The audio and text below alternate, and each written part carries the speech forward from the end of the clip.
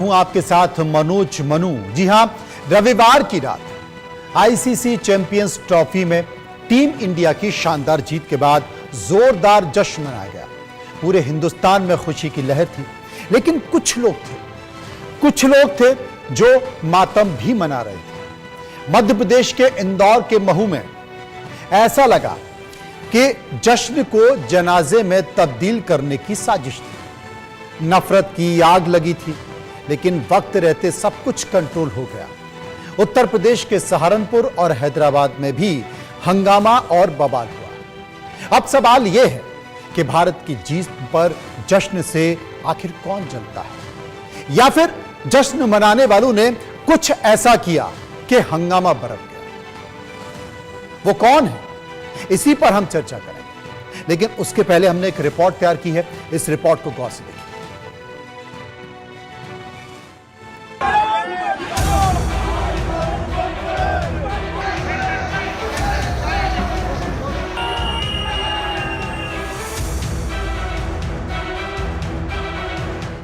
भारत की जीत पर भारत में हंगामा।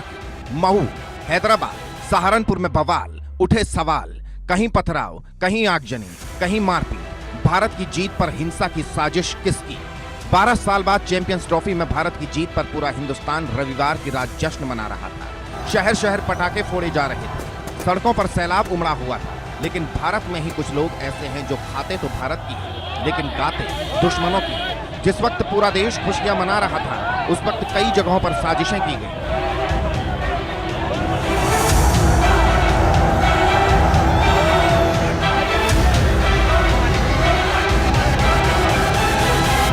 शुरुआत मध्य प्रदेश के इंदौर जिले के महू कस्बे से करते हैं। महू में टीम इंडिया की चैंपियंस ट्रॉफी पर जीत पर जश्न हो रहा था, लेकिन एकाएक पथराव की शुरुआत हो गई। देखते ही देखते दो पक्षों में झड़प हो गई और पूरे शहर में तनाव फैल गया।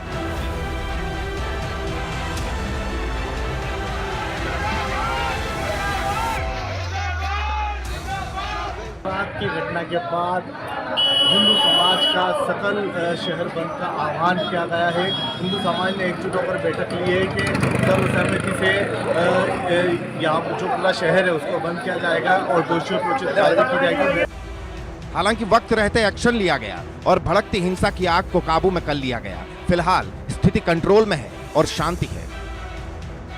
कल की जो घटना हुई थी, जैसे ही उसकी सूचना प्राप्त हुई, पुलिस के द्वारा तत्काल मौके पर पहुंचकर स्थिति को संभाला गया। प्रशासन की पूरी टीम वहां पर पहुंची और पहले चरण में हमारा जो प्रयास था कि शांति पूरी तरीके से स्थापित हो, उसमें हम लोग सफल रहे और हम लोगों ने तत्काल ही पुलिस को मूव करा के ये सुनिश्चित किया कि जो घटनाएं हो रही थी, आगजनी की हो रही थी, पत्थरबाजी की हो रही थी, वो ना हो, जिन पे तत्काल रोकथाम कर ली जाए।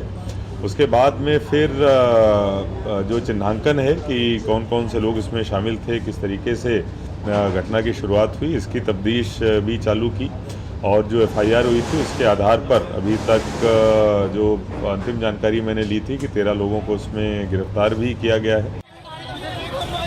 वहीं उत्तर प्रदेश के सहारनपुर में भी जीत के जश्न के बीच बवाल हो गया। घंटाघर पुलिस चौकी में जश्न मना रहे लोगों ने जमकर हंगामा किया। खबरों के मुताबिक एक दरोगा ने युवक से तिरंगा छीन लिया और उसे फटकार लगाई।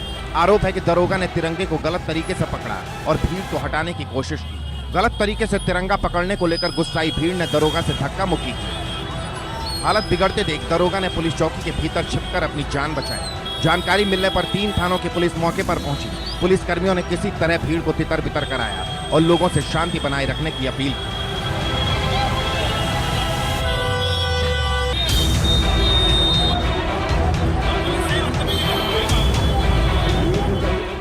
हैदराबाद में भी भारत की जीत का जश्न मना रहे लोगों पर लाठियां बरसाई गई। हैदराबाद पुलिस ने दिलसुख नगर में लोगों को भारत की चैंपियंस ट्रॉफी की जीत का जश्न मनाने से रोकने के लिए लाठीचार्ज किया।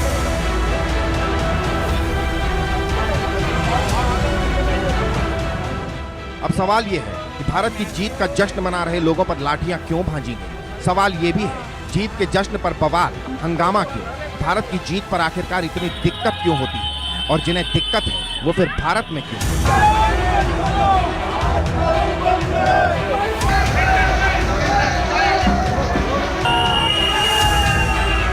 Bureau report, India news. अब देश का सवाल क्या है? देश का सवाल यह है कि टीम इंडिया की जीत के बाद हंगामा और बवाल आखिर क्यों हुआ? क्या जश्न के बीच कोई साजिश हो रही थी? इंडिया की जीत से आखिर किसको इतनी नफरत है और जिसको भारत की जीत में दिक्कत है वो भारत में क्यों है? या फिर जश्न के बहाने कोई शरारत की गई और उसके बाद ये बवाल हुआ? तमाम सारे सवाल हैं और इन सवालों के इर्द गिर्द हम चर्चा करने की कोशिश करेंगे। डॉक्टर हिमांशु शुक्ला, प्रवक्ता बीजेपी, इस वक्त मेरे साथ मौजूद हैं। डॉक्टर पूजा त्रिपाठी, कांग्रेस की प्रवक्ता, मेरे साथ मौजूद हैं। आचार्य शैलेश तिवारी, हिंदू धर्मगुरु, मेरे साथ मौजूद हैं। और फाजिल खान, मुस्लिम धर्मगुरु, मेरे साथ मौजूद हैं। चर्चा करेंगे, समझने की कोशिश करेंगे और जानेंगे। सबसे पहले मैं फाजिल साहब के पास चलूंगा। फाजिल साहब, तस्वीरें तो आपने देखी, मध्य प्रदेश के इंदौर के महू में यह घटना हुई है, हैदराबाद में भी यह घटना हुई, उत्तर प्रदेश के एक इलाके में भी यह घटना हुई। इस घटना को आप किस तौर पर देखते हैं? देखिए, ये घटना शाम को मतलब 5 बजे के बाद से ही मुसलमान मस्जिदों में रहते हैं जी, और रमजान का अफ्तार करने के बाद 7 बजे तरावी नमाज और फिर तरावी रात को कहीं 10 बजे कहीं 11 बजे जी, लोग फ्री होते हैं। और मेरी वहां के लोगों से बात भी हुई। मस्जिद के अंदर अचानक से तरावी लोग पढ़ रहे हैं और बाहर कुछ हिंदू जिहादियों ने हुड़दंग शुरू कर दिया। लोग समझ ही नहीं पाए कि मामला क्या है।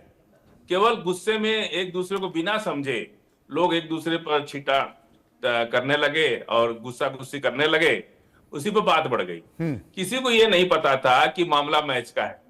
भाई ठीक है कि कौन मुसलमान, चाहे हिंदू, चाहे सिख, चाहे भारत का यदि व्यक्ति है तो उसको तो खुशी होगी ना भारत की तरफ। किसको नाराजगी है? जी, कौन न्यूजीलैंड से इतना प्यार कर रहा है कि उसको न्यूजीलैंड के जीतने से खुशी होगी? ठीक बात। ये बात तो कह रहा है कि भारत की जीत से खुशी नहीं थी। ये सीधे सीधे गलत बात है और मामला कोई और होता है। आखिर जश्न मना ही रहे तो सबको शामिल करिए ना उस जश्न में। आप मस्जिद पे ही जाकर के नारेबाजी और गंदे नारे और तमाम जो है पसंद नहीं है। लोग समझ ही नहीं पाए कि आखिर मामला हुआ क्या, क्यों ये बात हो गई। लोग मस्जिद में तरावी पढ़ रहे, वो शाम को 5 बजे से लेकर के और रात को 11 बजे तक मस्जिद के अंदर सारे मुसलमान रमजान में रहते हैं, लेकिन उनको पता ही नहीं चलता है कि वो क्या कर रहे हैं। उसके बाद वही घटना हो जाती। मेरे साथ शैलेश तिवारी जी मौजूद हैं। एक बार शैलेश जी, जो कि हिंदू धर्मगुरु हैं, उनसे भी चर्चा कर लेते हैं। तिवारी जी, आप कैसे देखते हैं इस घटना को? देखिए मनोज जी, भारत में जितने भी क्रिकेट होते हैं, जब वो पाकिस्तान हिंदुस्तान से होते हैं तो भारत में ही रहने वाले जो मुस्लिम समाज है वह ज्यादातर देखा गया है पाकिस्तान को समर्थन करते हैं जी। ज्यादातर देखा गया है कि जब जब इंडिया विजय प्राप्त करता है तो लोग इस तरह की घटनाएं करते हैं। भारत का विजय हुआ, विश्व विजयी भारत हुआ है। तो मुझे ऐसा जो लगता है, देखिए जितने भी दिख रहे हैं वहां इस घटना में शामिल लोग, सब लोग अपने सर पर टोपी पहन रखे हैं, वह कहीं ना कहीं मुस्लिम समाज से हैं। और भारत का मुस्लिम समाज में ऐसे 10-20% लोग हैं जो रहते तो हैं भारत में, लेकिन वह गाते हैं पाकिस्तान का। और भारत ये का मैच तो विजय न्यूजीलैंड से था ना, पाकिस्तान से क्या लेना देना? ये तो न्यूजीलैंड से मैच था।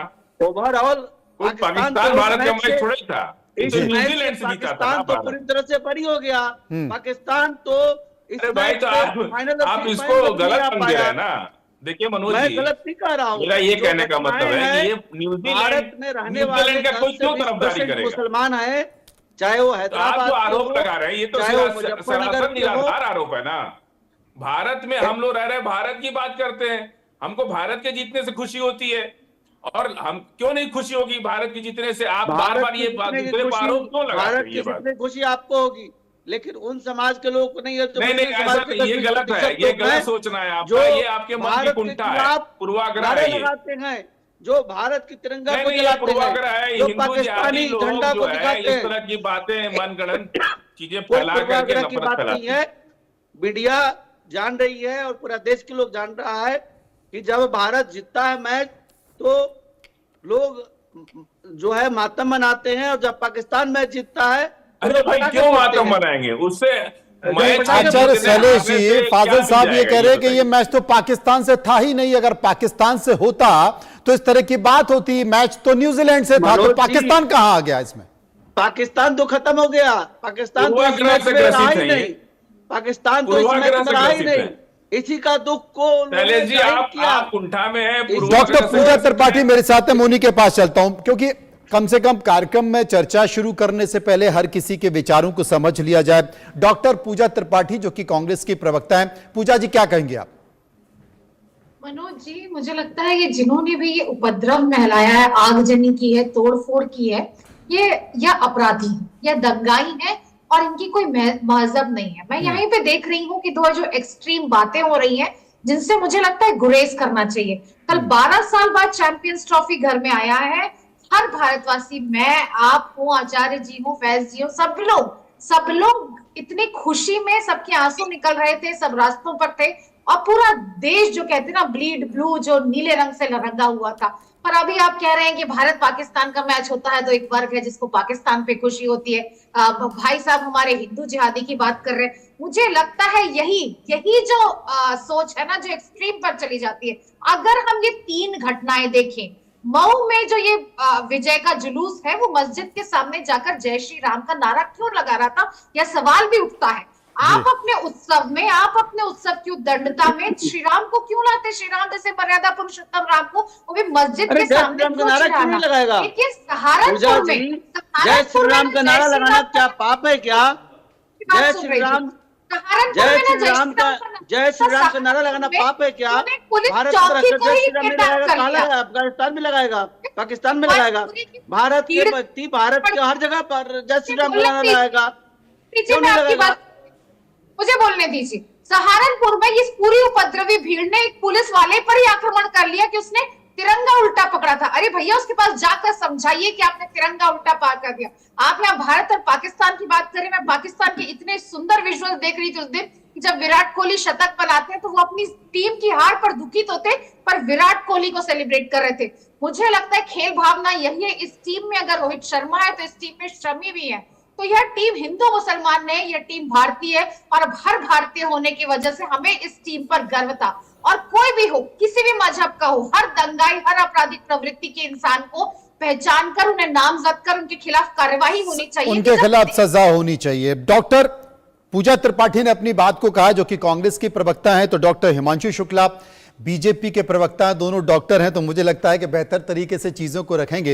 हिमांशु जी, ये जो घटना आप देख रहे हैं तीनों जगह की, जैसा कि पूजा जी ने कहा कि 12 साल बाद ये मौका आया चैंपियंस ट्रॉफी जीतनी है, इसमें अगर रोहित भी है तो इसमें शमी भी है। और शमी के बारे में तो ये कहा गया कि साहब देखिए मुस्लिम है, फिर भी रमजान नहीं रख रहा, रोजा नहीं रख रहा है, लेकिन देश सबसे बड़ा धर्म होता है और शमी ने मुस्लिम होते हुए उस देश धर्म को निभाया है। और सीधे सपाट बात करना कि साहब अगर हिंदुस्तान में जब भी कोई ऐसी बात होती है तो अचानक से सारे लोग पाकिस्तान के पक्ष में खड़े हो जाते हैं, तो फिर शमी भी क्यों नहीं हुआ।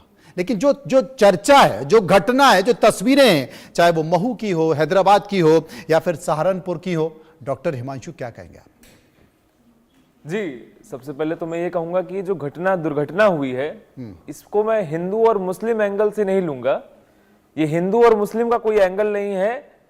जब देखिए कि देश का युवा जो है देश की जीत पर जाके जश्न मना रहा है, तो उसके बाद मस्जिद से पत्थर फेंके जाते हैं। जब ये देश का मामला आ जाता है तो जश्न क्या मस्जिद में मनाया जाता है? विरोधी मानूंगा मंदिर में जो मनाया, यहाँ पे ग्राउंड पत्थरबाजी पे कर रहे हैं। और मेन पब्लिक मस्जिद प्लेस पे कौन मना सी रहे जगह है? पेट्रोल जाके बम। आप मस्जिद पे देखिए तरावी पहले की से ही नमाज चल रही पेट्रोल है। बम और वो और लोग पत्थर, ये कोई जमा करने वाली चीजें हैं? ये मस्जिद के ऊपर जमा करके रखी जाती हैं? ये क्या दर्शाना चाह रहे हैं? और उसके बाद आप कह रहे हैं जय श्री राम के नारे हैं। तो ये बताइए, ताजिया तो बड़े आराम से निकल के जाता है, ये कौन सी सोच है? ताजिया तो पूरे देश में बनता है, जगह जगह जाता है।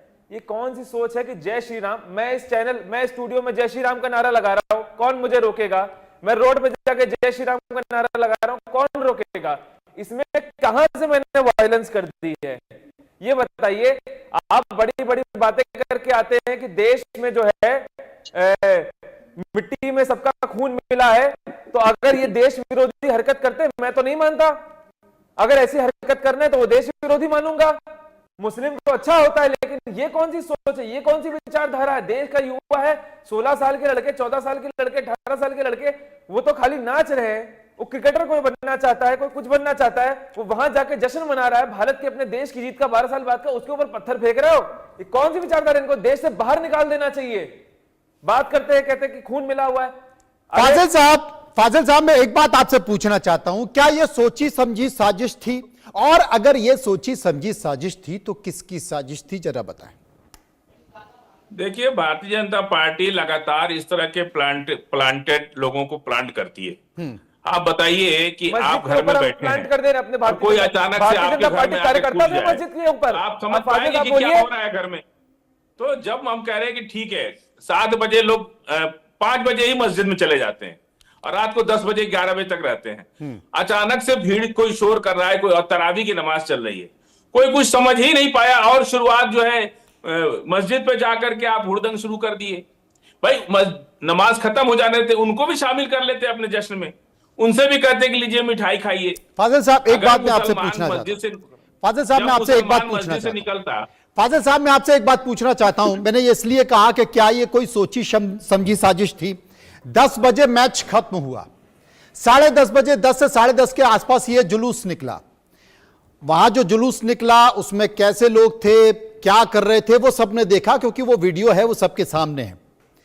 ये तो आपने भी कहा, ये तो शैलेश जी ने भी कहा, ये पूजा त्रिपाठी जी ने भी कहा, ये हिमांशु जी ने भी कहा कि ये 12 साल बाद हम लोग चैंपियंस ट्रॉफी जीती है, ये भारत के लिए खुशी का मौका है।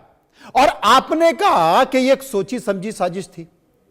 और अगर मान लिया जाए कि कुछ उस ग्रुप में कुछ उद्दंड लोग थे, क्योंकि सारे युवा थे, लड़के थे, बाइक्स पर जा रहे थे, जीत का जश्न मना रहे थे, अगर यह मान भी लिया जाए कि उसमें से कुछ शरारती तत्व थे, क्योंकि वहां के इमाम ने इस तरह का बयान दिया है कि साहब सारे लोग निकल चुके थे, 4-5 लोग पीछे रह गए थे, उन्होंने एक सुतली बम मस्जिद में फेंक दिया और उसके बाद धुआं उठा और बवाल वहीं से शुरू हो गया। मैं ये पूछना चाहता हूं कि ये तो सबको पता है कि वो जीत का जश्न था, और अगर जब भी इस तरह की चीजें होती हैं तो आप मान लिए जाए, अगर मुस्लिम जुलूस निकल रहा है मंदिर के सामने से और अगर हिंदू जुलूस निकल रहा है मस्जिद के सामने से, तो इसे रोकने के लिए कुछ मिठाइयां अगर वहां बंटवा दी जाती, अरे कि भाई चलिए जीत का जश्न है, आप जुलूस मंगा रहे हैं तो मिठाई हमारी तरफ से खा लीजिए, ये बात ही खत्म हो जाती।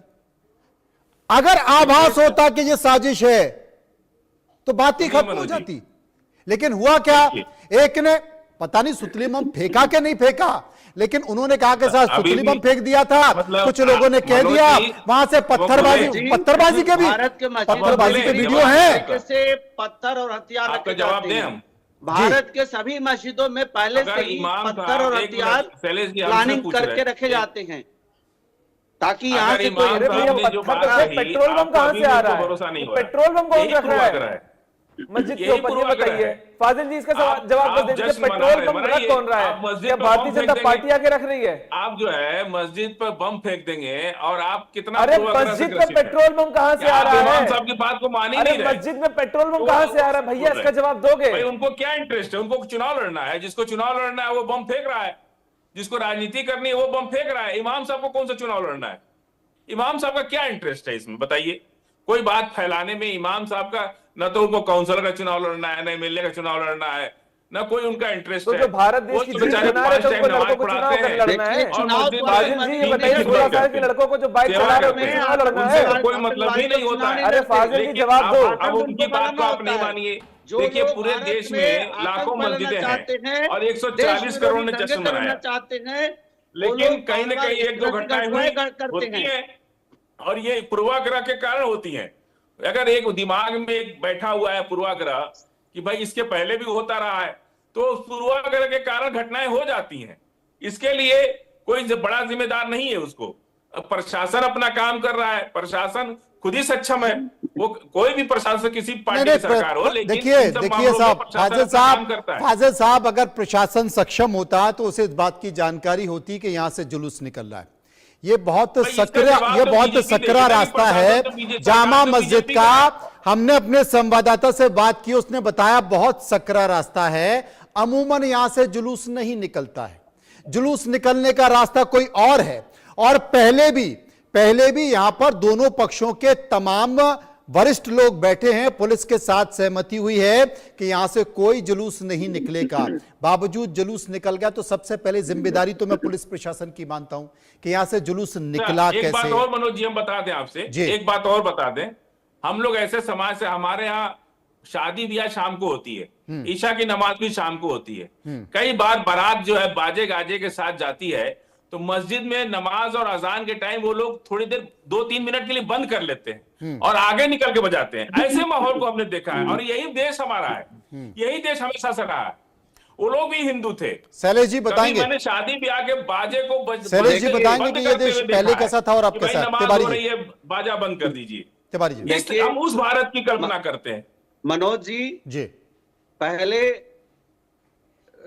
पहले जो बता रहे हैं कि ऐसे बात थी, आज जितने भी मुस्लिम समाज के लोग हैं सबके दिमाग में है कि भारत को इस्लामिक राष्ट्र कैसे बनाया जाए।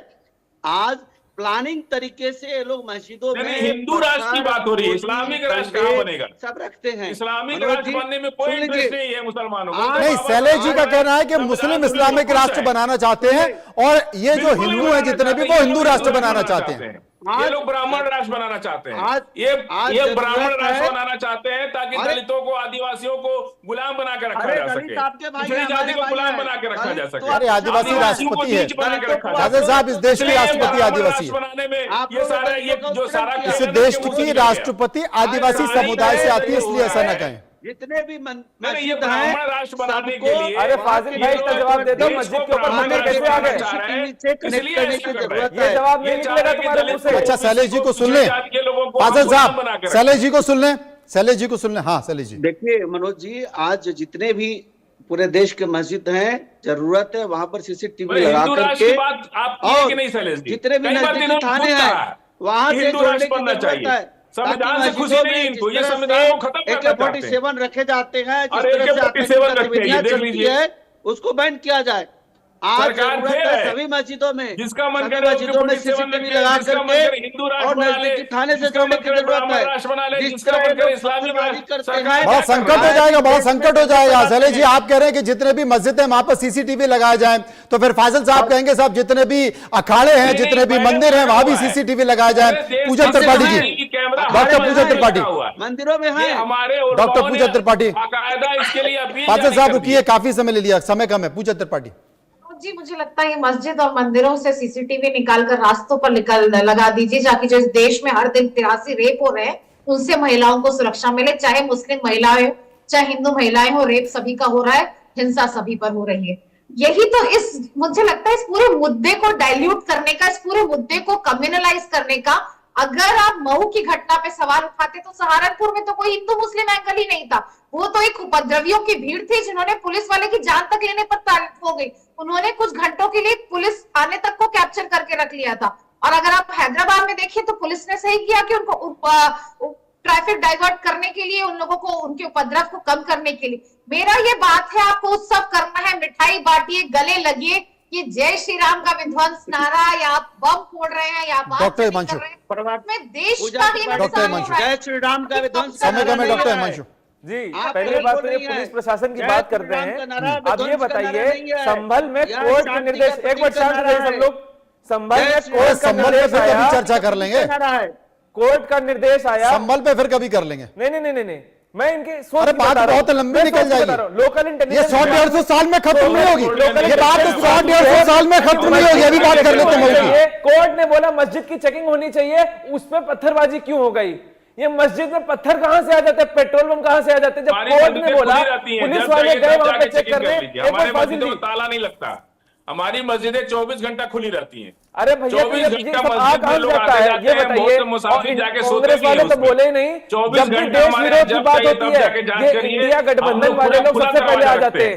फाइनल हमारी के पहले मस्जिदें जब बिल्कुल देश 24 खिलाड़ियों घंटा का खुली प्रोत्साहन रहती हैं। करना चाहिए, अब जब तो कांग्रेस वाले उनको मोटा कहते हैं, ठीक है? जब जरूरत पड़ती है, मैं कह रहा हूँ विराट कोहली, जब कांग्रेस आ जाएगी तो फिर बीजेपी आ जाएगी, इनके और जब बीजेपी आ जाएगी तो इस पूरे मामले का राजनीतिकरण हो जाएगा। और जब राजनीतिकरण हो जाएगा इस तरह के मुद्दों का तो इस तरह की घटनाएं होती रहेंगी और ये घटनाएं कभी बंद नहीं होंगी, दिन ब दिन बढ़ती जाएंगी, क्योंकि ये भारतीय राजनीति के लिए उर्वरक का काम करती हैं, यूरिया का काम करती है। इससे राजनीतिक पार्टियों की फसल लहलहाती है। बहुत बहुत शुक्रिया करेंगे सभी लोगों का जो मेरे साथ इस चर्चा में बने हुए थे। कुल मिलाकर दोनों समुदायों को, इस देश को गंभीरता से विचार करना चाहिए कि आखिर क्या हो और क्या नहीं हो। देखिए 12 साल बाद जीत का एक जश्न और उस जश्न से निकली चिंगारी और उस चिंगारी में देश में क्या स्थिति को पैदा कर दिया।